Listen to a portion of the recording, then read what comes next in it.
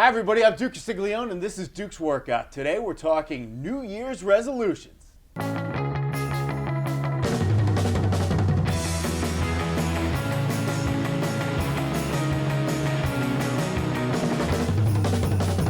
Alright, so we're talking New Year's resolutions with Deputy Editor of Muscle and Fitness, Matt Tuttle. He's written some great articles about some of the people in this country and elsewhere and outside of Hollywood that are in some of the greatest shape.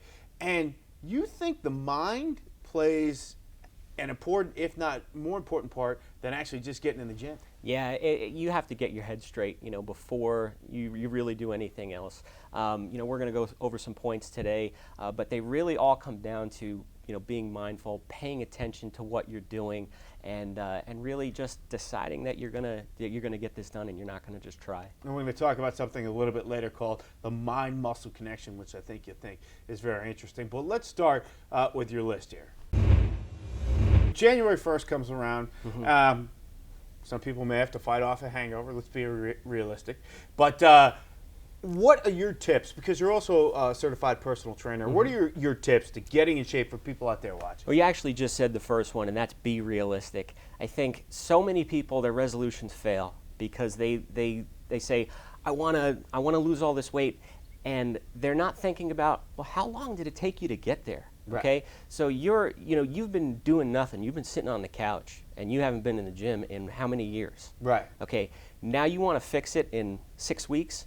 You need to be realistic. Okay, so if you haven't been doing anything for 10 years, it's going to take a long time. Okay, and you need to respect that fact that it's going to take a long time to get back on it. Number 2 is have a deadline. Right. Okay, so you talk about they talk about goals being smart, specific, and measurable. But I think the biggest part of the SMART goal is really the time-sensitive part. Deadlines drive the whole business world, and there's a reason, because people respond to that.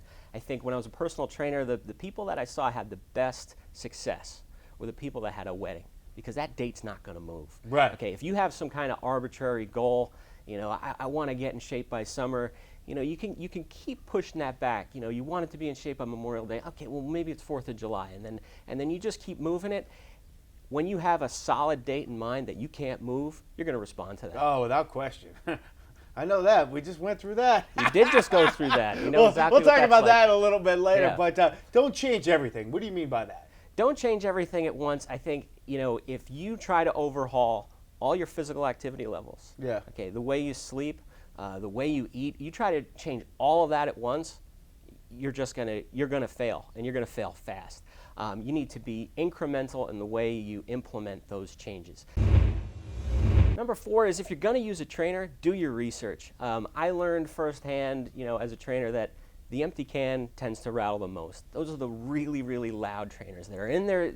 There's a time for that. Okay, Right. I understand group fitness classes. I understand things of that nature where people are paying for that kind of energy from the trainer. But really, if you've got a lot of mobility issues to work out, if you have a lot of, you have a lot of weight to lose, you want someone that's going to be really paying attention and not just barking out the numbers. When you say barking out the numbers in an empty can, I notice some personal trainers, not all, they don't tailor it, the workout for that specific person. Yeah.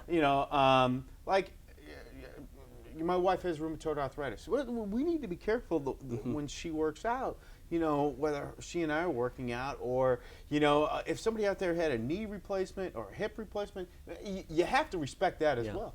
Yeah, you need a trainer that has some sort of at least rudimentary understanding of physiology and anatomy. The trainers that are barking out the numbers, that are being real loud and creating a scene to try to attract more clients, they're usually covering for some kind of lack of knowledge. That's at least what I experience. The other thing too is, your personal trainer doesn't have to look like a fitness model, but he shouldn't be looking like Baba Booey either. He should look like, he should be at least in generally decent shape. Number 5 for you, be certain of the outcome. Tell us what you mean. Yeah, you want to be absolutely certain that you're going to get there. If you're just saying this year, I'm really, really going to try my best, that actually doesn't mean anything. There's a new Star Wars movie out. What did Yoda always say? He said, there is no try, you do or do not, okay?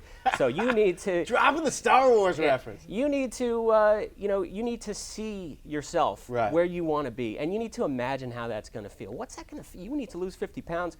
what is that going to feel like? What are the things you're going to be able to do? Imagine yourself running around on the beach and having fun. The first time in my life, I actually imagined what I wanted to look like, and when I died, that is a big help. That is a big help. How about, people are going to step on the scale. We're going to go by the scale, but to me, the scale kind of lies a little bit. Because you can change your body weight, your water weight very easily. Yes. As a general rule, you want to try to lose a maximum of 2 pounds a week. That's if we're talking about losing fat. In the beginning, you might see bigger fluctuations now. You might see you're going to lose 6 or 7 pounds in a week, but that, like you said, that can be water weight. That can be other things going on. You could have had some digestive issues that had blocked you up. There's a lot of other things at play than just the number you see on the scale. Also, the BMI, the body mass index that you see when you go to the doctor, that doesn't mean a whole lot, especially if you're lifting weights. And the other thing is, you can look.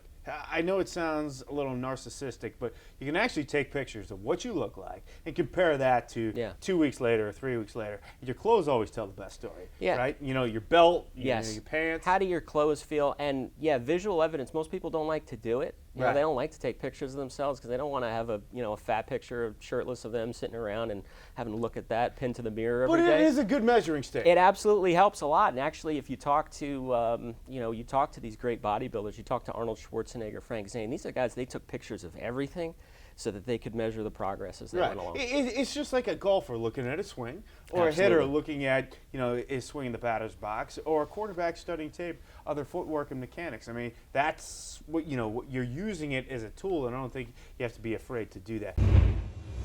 You just wrote a book with Chef Irvine, and I had a chance to interview you both and Chef, and he said some great things. First, tell us the name of the book. Name of the book is Fit Fuel. And what it is it combines in 3 parts, his philosophy on life. He's got a lot of that tough love that you'd come to expect from Restaurant Impossible, where he really tries to kick people into high gear. Then his nutrition philosophy and his training program. And the one thing that he said to me in there, and I try to say that, when people say, I don't have time to work out. And he said, you have time to eat, you have time to drink, you have time to work out. Make the time. You schedule your time. I always find when I'm working out, my actual work is better because I'm scheduling, and my workouts are better because I know I got to get in and I got to plan. Yeah, and I think he's a guy that doesn't accept any excuses. He also travels 300 days a year. Yeah, 300. That is an insane number. You really think about what that means? It means the man doesn't have a home. Okay, he lives in hotel rooms and on airplanes. And the first thing he ever does when he gets to any place, where's the gym.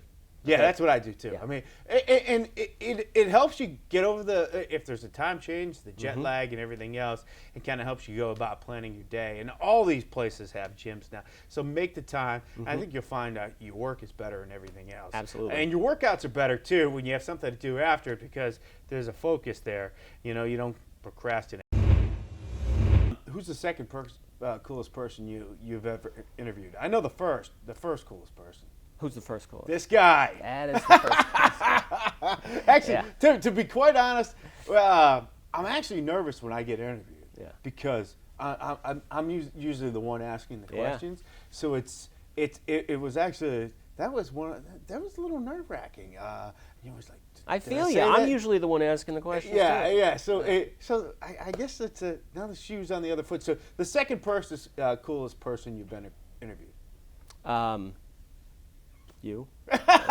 No, seriously. Who's the coolest person? I mean, you've interviewed so many great people. I could go. I have such a laundry list of guys. Arnold Schwarzenegger, John Cena, The Rock, Chef. Working with the Chef. There's so many great guys.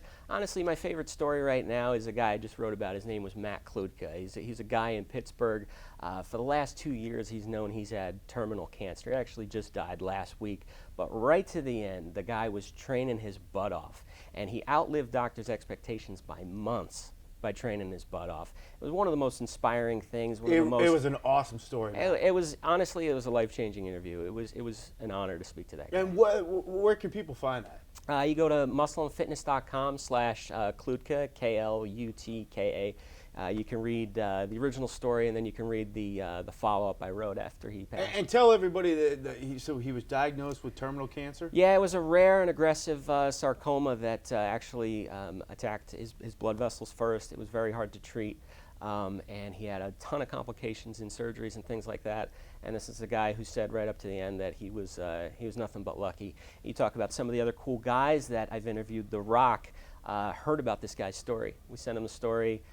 He called Matt immediately, wanted to talk to him, and they're in the same issue. Rock told us, I wanted this issue to be epic for all these reasons. You know, I have a poster, I have this great cover, we did all these great photos. He said, it's epic because of this guy. Yeah, it was an awesome story. I mean, you got to pick this up, you got to read it, and that was great. Thanks for bringing that to us. And Matt was that was an inspiration, man. Yeah. You know. Well, Matt, this was great. I think a lot of people could take a lot of what you said into the new year, and it's going to be very helpful. You, of course, are the deputy editor of Muscle and Fitness, co-author of Fit Fuel. Where can people find you on social media?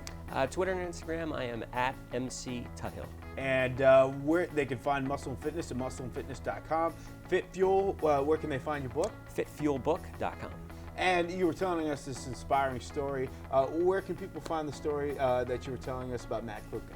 If you go to muscleandfitness.com/Klutka, Klutka.